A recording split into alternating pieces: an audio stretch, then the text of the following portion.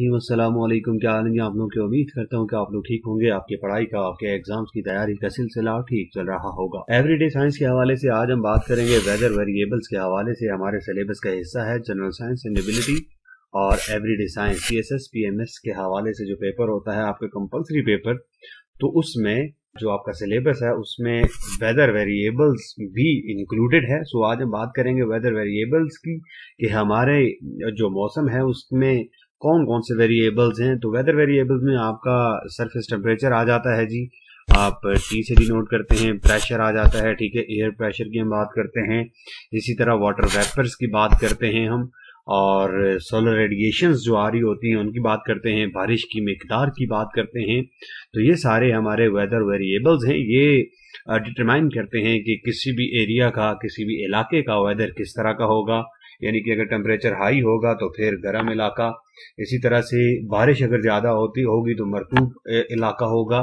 और इसी तरह से बाज़ जगहों पर ऐसे होता है कि हवा बहुत तेज़ चल रही होती है, और इस तरह बहुत सारी जो चीज़ें हैं वो इस चीज़ को तय करती हैं कि इस इलाके का मौसम कैसा है जी।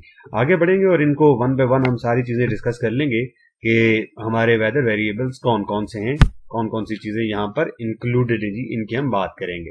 सबसे पहले हम बात करते हैं एयर टेम्परेचर की, कि एयर टेम्परेचर से हमारी क्या मुराद है। Surface air temperature is the temperature of air around us, generally measured at the height of 2 metres about 6.5 feet above the surface। कि सरफेस एयर टेम्परेचर हमारे आसपास जो हवा है उसका टेम्परेचर होता है ये, और इसको नॉर्मली 6 यानी कि 6-6.5 फुट 2 मीटर की हाइट पर हमारे पास जो डिवाइस होती है टेम्परेचर जो मेजर करने वाला जो आला है, डिवाइस है, जैसे थर्मामीटर है, तो वो हम यूज करते हैं इसको मेजर करने के लिए। Thermometers shielded from direct solar energy और use to measure surface air temperature. कि डायरेक्ट सोलर एनर्जी से प्रिवेंटेड थर्मामीटर्स हम यूज करते हैं, ठीक है जी, सरफेस एयर टेम्परेचर को मेजर करने के लिए। The most common type of thermometer is the liquid in glass thermometer. More precise thermometers measure air temperature by checking how much electricity can pass through sample of pure metal. Normally जो है वो liquid in glass thermometer हम use करते हैं। इसके अलावा more precise thermometer जो होते हैं वो एयर टेम्परेचर को मेजर करते हैं। किस तरीके से? इलेक्ट्रिसिटी कितनी पास होती है प्योर मेटल में से, रेजिस्टेंस से रिलेटेड ये मेजरमेंट भी होती है जी। यहाँ पे आपके सामने ये जो है वो एयर टेम्परेचर को मेजर करने की डिवाइस जो है वो इंस्टॉल की गई है। हाइट के ऊपर आपने यहाँ पे थर्मामीटर जो है वो इंस्टॉल किया हुआ है, और इस बात का आपने ख्याल रखना है कि डायरेक्ट जो सनलाइट है वो इसके ऊपर ना पड़े। तो ये एयर टेम्परेचर हमारा मेजर करने का जो प्रोसेस होगा। फिर हमारे पास है प्रेसिपिटेशन। तो प्रेसिपिटेशन बेसिकली लिक्विड की मिकदार होती है, ठीक है, जो जमीन पर गिरती है क्लाउड से। Precipitation is water in liquid और solid form that falls to earth surface from clouds. यानी कि बादलों से जो पानी जमीन पर आता है उसको कहते हैं।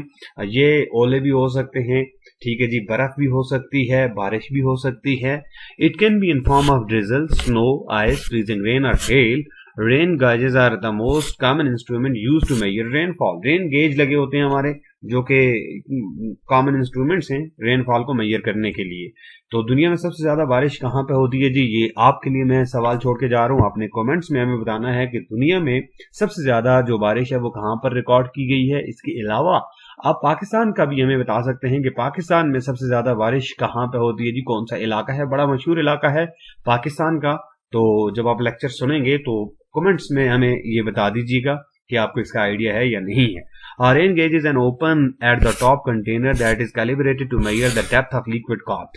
रेन गेज एक ओपन टॉप से ओपन एक बर्तन होता है, ठीक है, और उसके ऊपर निशानात लगे होते हैं, ठीक है जी, कैलिब्रेशन होती है, और जितना उसके अंदर लिक्विड आता है उसकी डेप्थ से आप आइडिया लगा सकते हैं। उसको रीड आउट करते हैं तो आपको पता चलता है कि कितने मिलीमीटर, कितने सेंटीमीटर यहाँ पे बारिश हुई है। यूनाइटेड स्टेट्स के अंदर, ठीक है जी, जो होता है वो इंचेस में मेजर की जाती है। हमारे यहाँ हम मिलीमीटर में कहते हैं कि 5 मिलीमीटर, 7 मिलीमीटर, या इस तरह से। जो सैटेलाइट इंस्ट्रूमेंट्स हैं वो भी डिटेक्ट करते हैं और इसे मेजर करते हैं जी प्रेसिपिटेशन अमाउंट्स।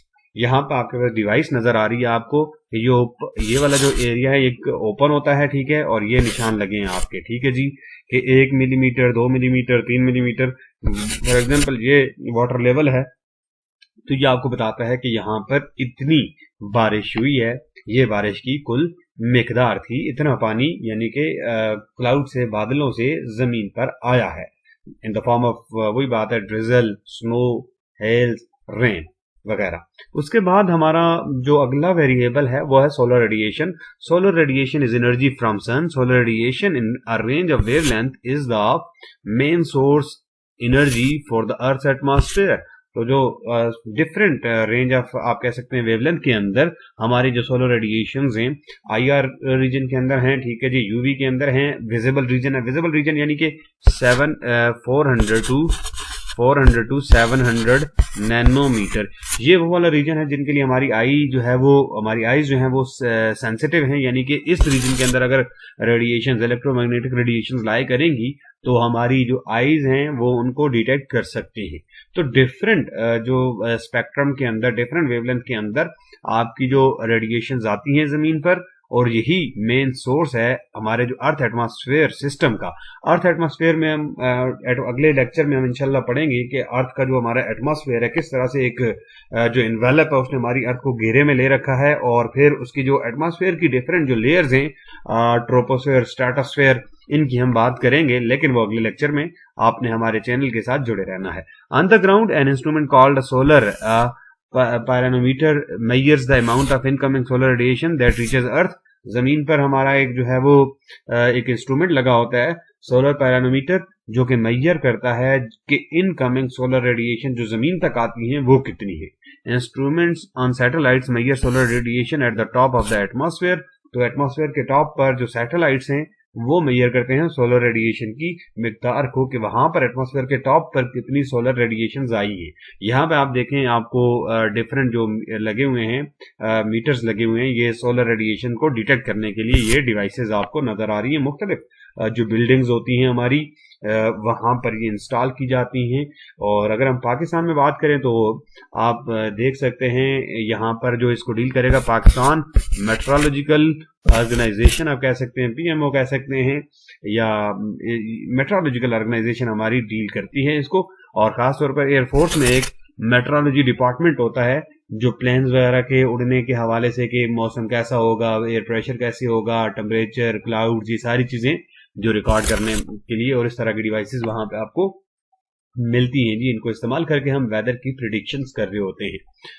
इसी तरह से हमारा नेक्स्ट जो है वो एयर प्रेशर है। Air pressure is the weight per unit area of the column of air above it, यानी कि आप इसको फोर्स पर यूनिट एरिया कह सकते हैं, ठीक है जी।